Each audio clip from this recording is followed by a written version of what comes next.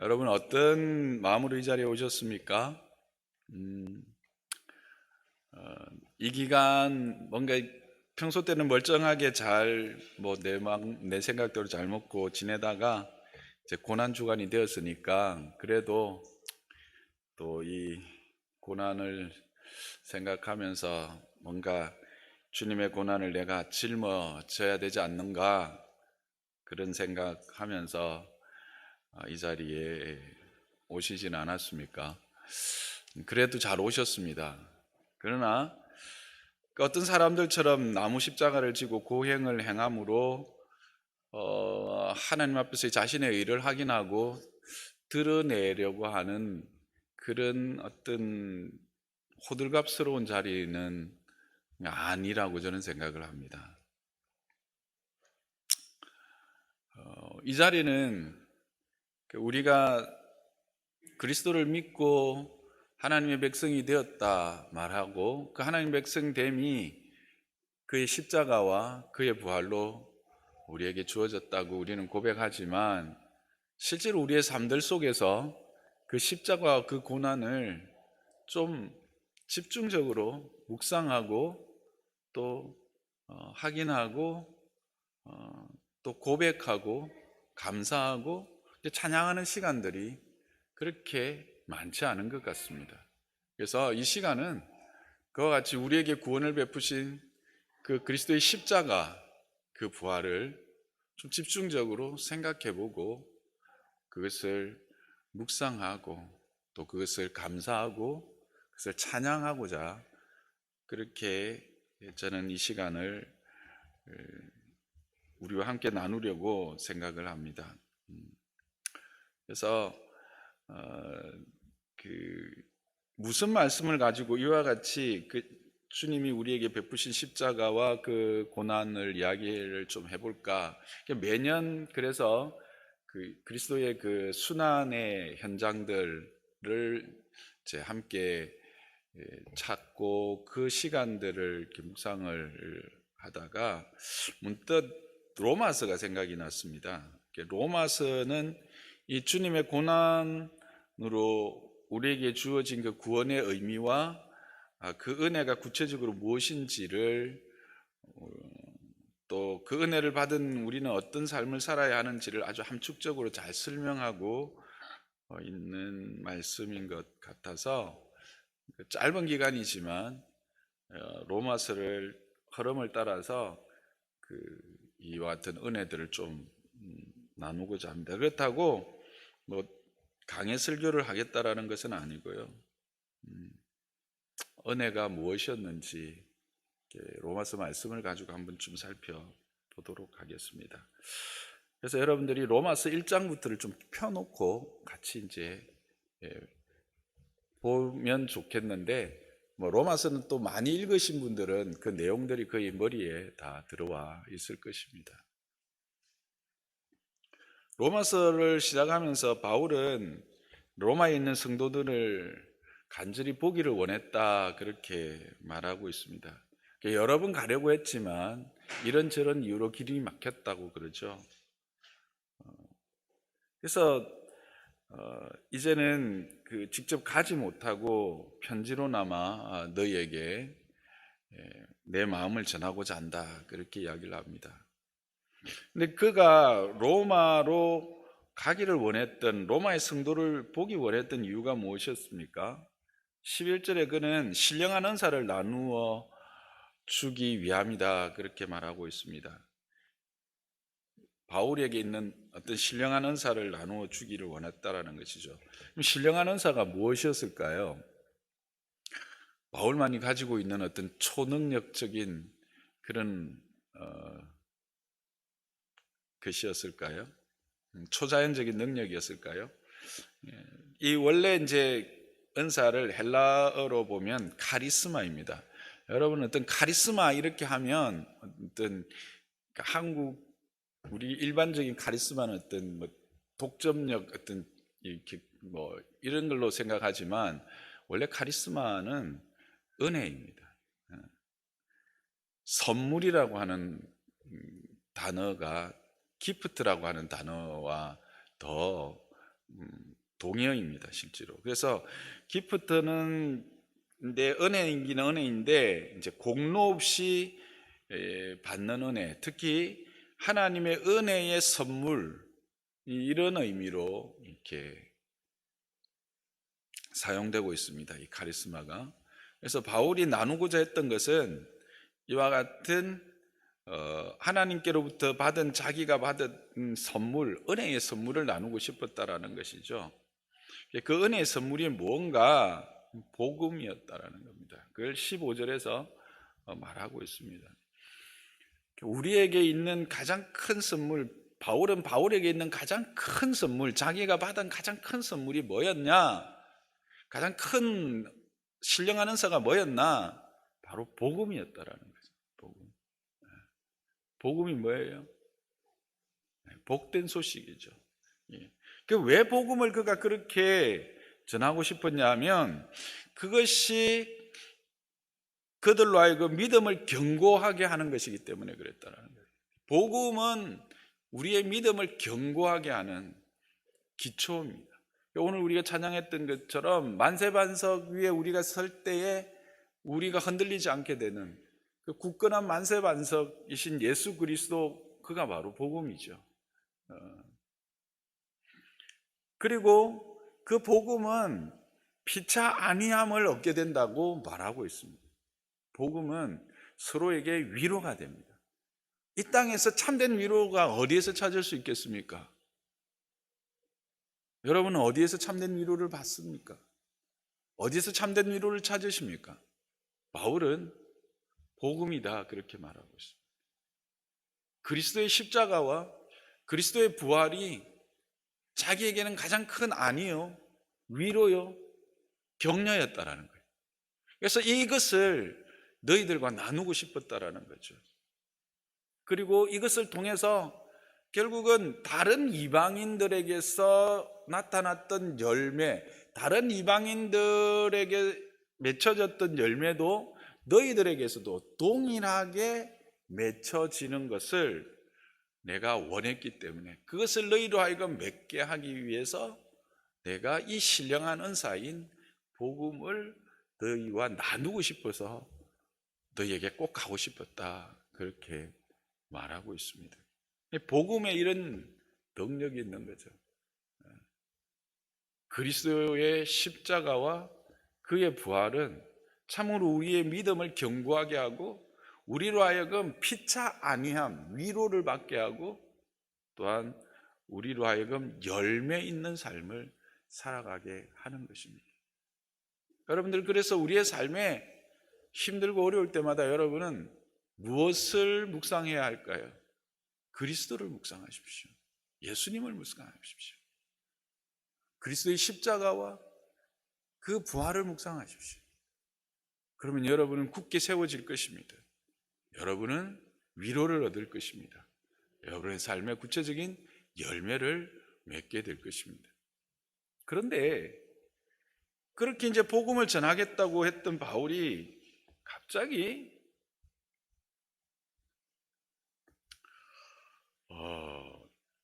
말이 그 주제가 딱 바뀝니다. 18절에 가보면 하나님의 진노에 대한 이야기를 합니다. 하나님의 17절까지 잘 이야기하다가 18절에 가서 하나님의 진노는 불의함과 불의함을 가진 자들에게 임한다라고 이야기를 하면서 그 하나님의 진노에 대한 이야기를 하게 됩니다.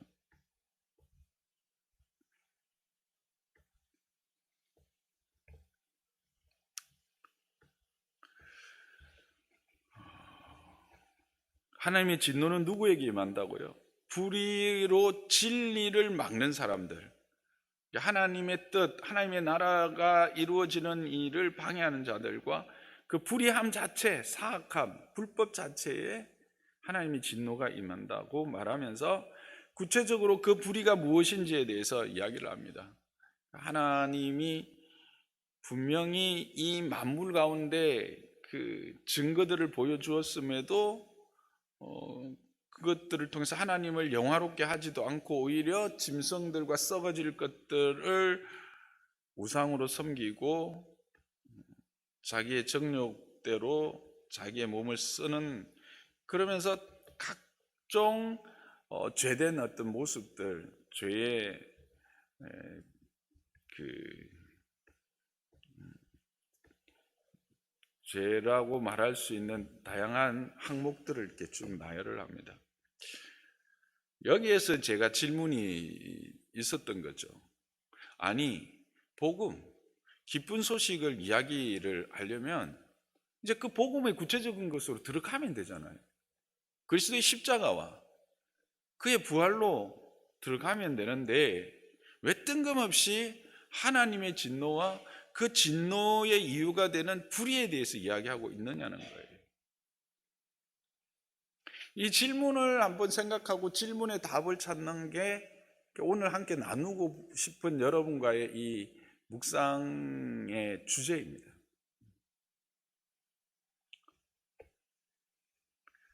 여러분, 왜 그렇게 바울이 이렇게 주제를 하나님의 진노 쪽으로 우리의 생각에 전혀 엉뚱한 방향으로 잡고 나간다고 생각하십니까? 그것은 결론적으로 말하면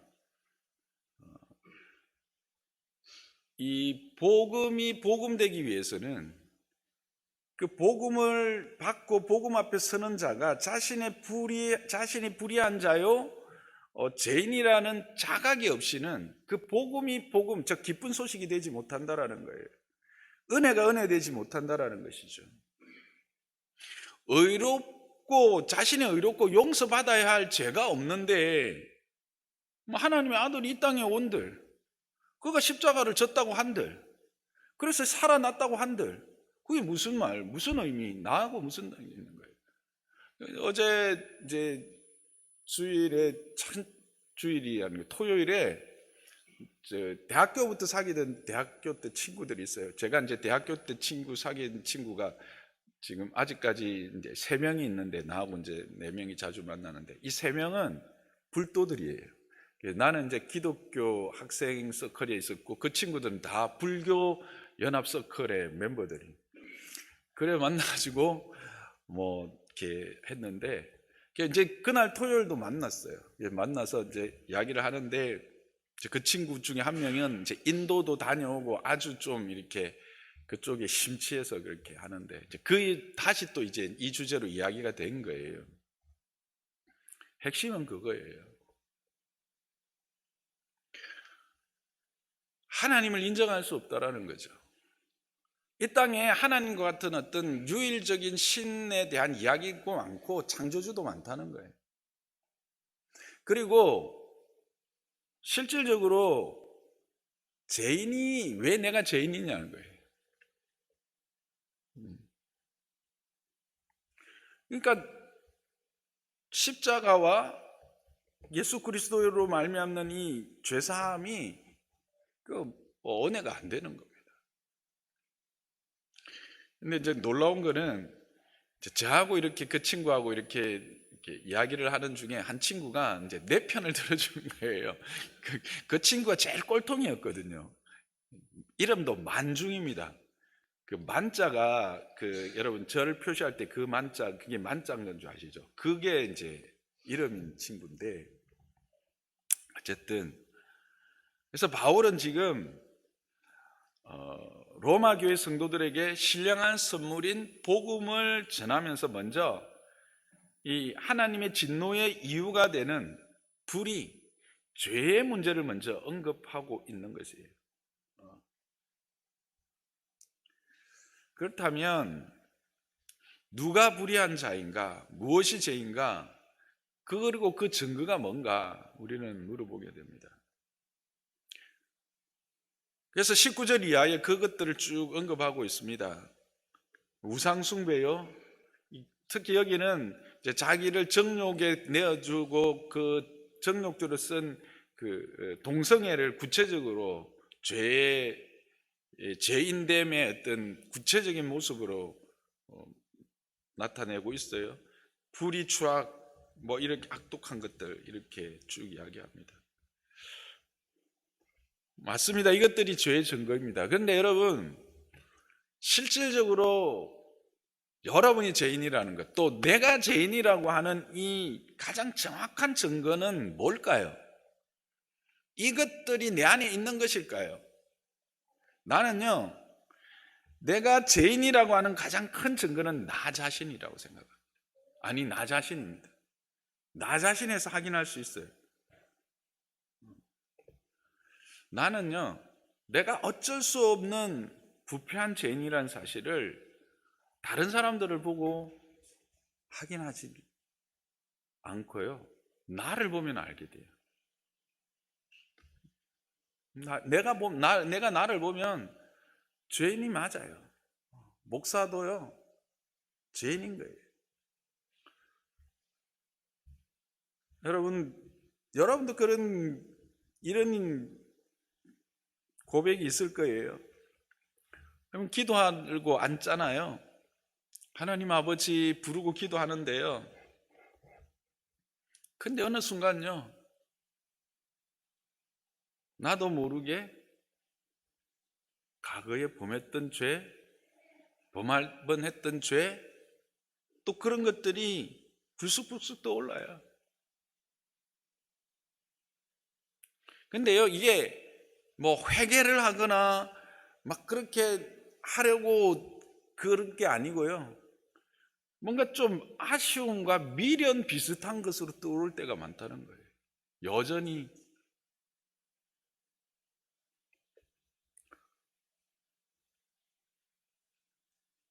더 심하게 이야기하면 좀 그럴 거니까, 여러분 그러시죠? 아닌가요? 저만 그런가요? 그래서 기도하는 중간중간 내가 너무 싫을 때가 있어요.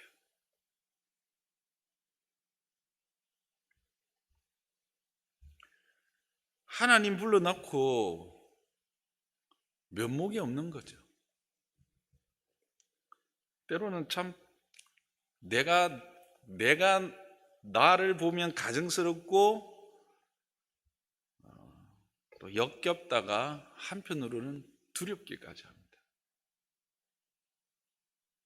근데요, 그게 내 마음, 내 의지대로 안 되는 거예요.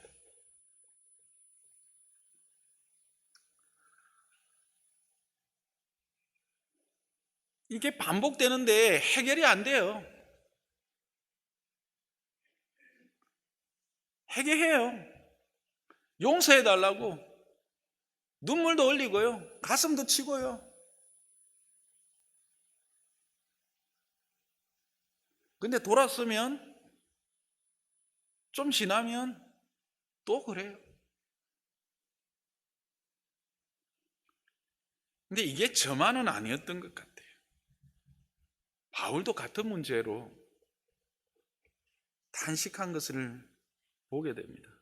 로마서 7장 24절에 바울은 이렇게 고백합니다. 오라, 나는 공고한 자로다. 이 사망의 몸에서 누가 나를 건져내랴.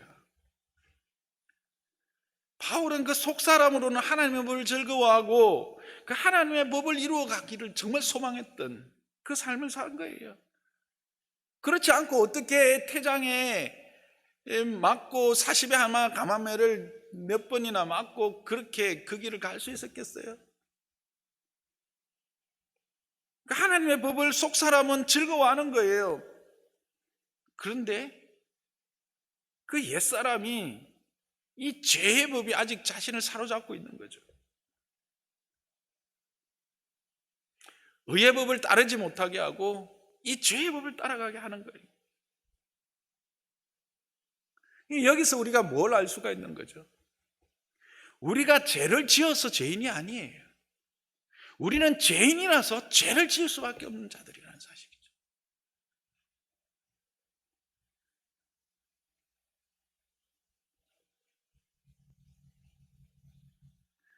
다윗도 이와 같은 절망을 시편 51편에서 고백합니다. 내가 죄악 중에 출생하였으며 어머니가 죄 중에서 나를 잉태하였나이다. 다윗이 지금 자신이 지은 죄를 엄마의 책임으로 그냥 떠넘기는 겁니까? 엄마가 나를 이렇게 낳았다고 그래서 나도 어쩔 수 없이 그냥 죄 짓는다고 그렇게 말하는 겁니까? 아닙니다. 자신 스스로가 죄를 해결할 수 없다라는 것을 고백하는 것입니다. 죄를 다스리는 일에서 자기 자신이 철저히 무능하다라고 하는 고백입니다.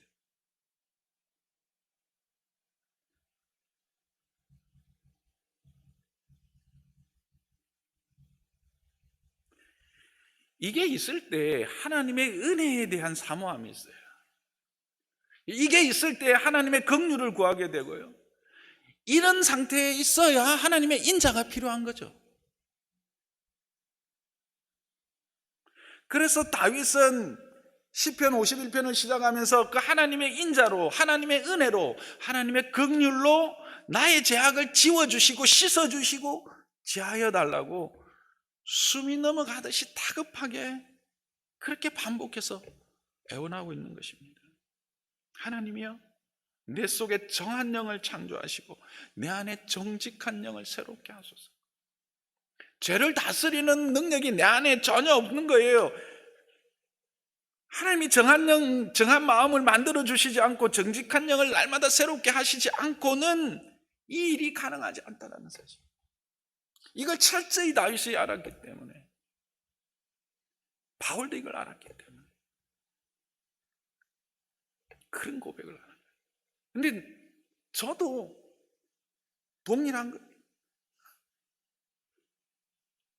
이게 내 존재의 어떠함, 내 존재의 이 죄 앞에서의 이 연약하고 늘 죄와 함께 있는 것을 오히려 즐거워하는 내 이 겉사람의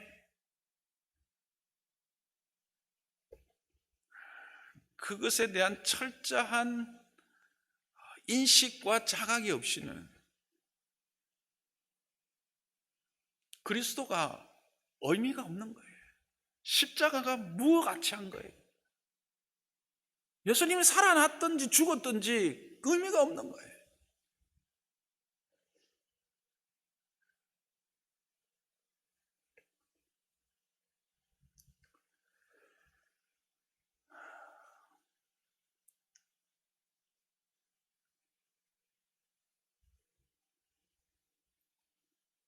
이게 우리의 의지로 되지 않는 거예요.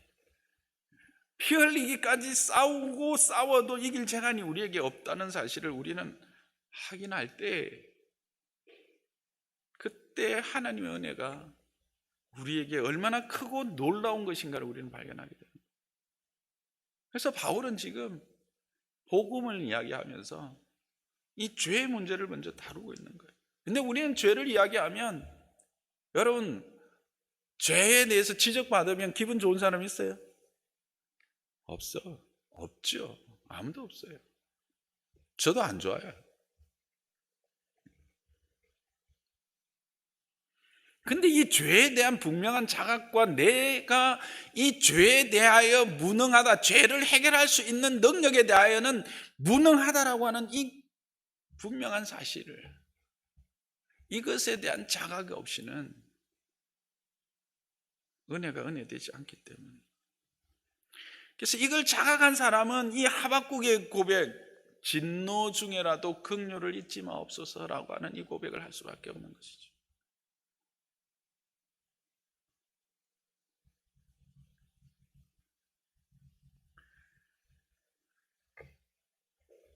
참 뻔뻔하다는 생각을 할 수 있어요. 세상 사람들은 그래요. 어제 그 친구도 그러더라고요. 야, 너거는 뭐 매일 죄 짓다가 그냥 가서 하루 회개하면 된다고 하니까, 그러면 그러고 나서 또 월요일부터 와서 계속 또 죄 짓는 거 아이가, 이렇게 이야기를 하더라고요. 뻔뻔하다. 맞아요. 뻔뻔해요. 우리는. 그런데 이 뻔뻔함 가운데서도 이 뻔뻔함이 오히려 겸손이 되는 거예요. 그러니까 우리는 그렇게 할 수밖에 없는 죄인임을 고백하는, 그게 은밀히 따지면 겸손인 거예요. 우리가 그렇기 때문에 죄를 마음대로 짓는 게 아니잖아요. 그는 잘못된 그 구원파라고 하는 사람들, 그 이름이 뭐고? 박옥수, 뭐 그 사람들 잘못된 거예요. 그럼에도 우리는 왜요? 그 긍휼하심을 의지하는 거죠. 하나님의 그것을 우리에게 말씀하신 거예요. 그래도 하나님은 우리를 품으시는 거죠.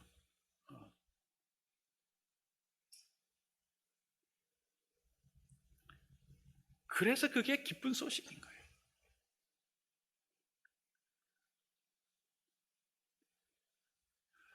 이 고난주간을 시작하면서 우리 다시 한번 우리를 정확하게 좀 한번 보고 확인하는 시간을 이 저녁에 가졌으면 좋겠습니다.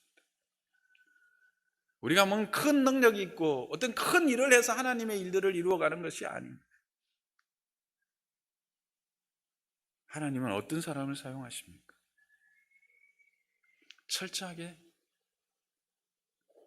나의 무지함과 나의 무능력을 고백하고 오직 모든 것이 하나님의 그 능력 안에 있음을, 하나님만이 참 모든 것 되심을 고백하는 그 사람에게 하나님이 은혜를 베풀어 주십니다.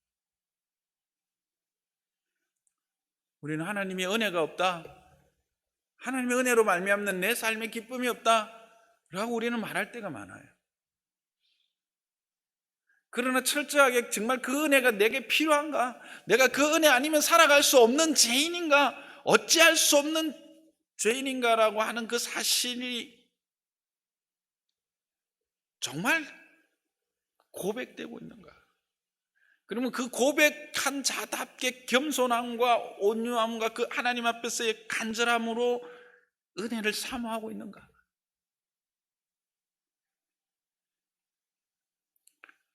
그것들을 이 고난주간을 시작하면서 여러분과 제가 이 저녁에 한번 깊이 묵상해 보면서 확인하는 시간 되기를 주님의 이름으로 축복합니다. 그래서 모세는 신명기 33장 29절에서 이렇게 말합니다. 이스라엘이여, 너는 행복한 사람이로다. 여호와의 구원을 너같이 얻은 백성이 또 누구란 말이냐라고 이야기하고 있지 않습니까? 그렇습니다. 이름에도 불구하고 하나님이 우리를 사랑하셨다는 사실, 이름에도 불구하고 하나님이 우리를 위해서 죽으셨다는 사실이에요. 이름에도 불구하고 하나님이 우리를 자녀 삼아 주셨다라고 하는 사실이에요. 이보다 더 큰 기쁜 소식, 이거보다 더 행복한 사람들이 어디 있습니까? 우리의 어떠함을 한번 깊이 묵상해보고 그럼에도 불구하고 우리를 자녀 삼으시고 그 품에 안아 이 영원한 구원으로 우리를 인도하신 주님 앞에 감사의 찬양을 드리는 이 저녁이 되시기를 주님의 이름으로 부탁을 드립니다.